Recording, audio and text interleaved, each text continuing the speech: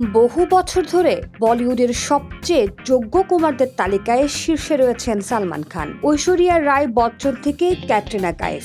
অনেকের সঙ্গেই প্রেমের গুঞ্জন শোনা গিয়েছে, কিন্তু এখনো বিয়ের পিড়িতে বসেননি ভাইজান। অনুরাগীরা এখনো আশা ছাড়েননি, তবে সালমান নিজে কিন্তু স্পষ্ট জানিয়েছেন বিয়ে নিয়ে আর কোনো পরিকল্পনা নেই তার। তবে এবার কি বাবা হওয়ার পরিকল্পনা করছেন তিনি? সম্প্রতি ভাইপো আরহান খানের পডকাস্টে এসে এমনই ইঙ্গিত দিলেন সালমান।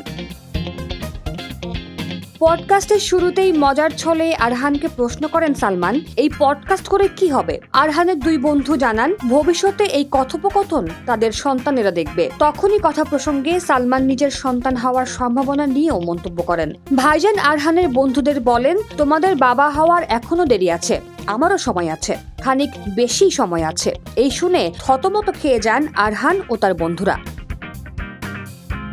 বলিউডে গুঞ্জন, সালমান বর্তমানে রোমানিয়ান মডেল ও গায়িকা ইউলিয়ার সঙ্গে সম্পর্কে রয়েছেন। যদিও এই সম্পর্ক নিয়ে তারা কেউই প্রকাশ্যে কিছু বলেনি, তবে সালমানের পরিবারের প্রায় সব অনুষ্ঠানে ইউলিয়ার উপস্থিতি কিছুটা ইঙ্গিত দেয়।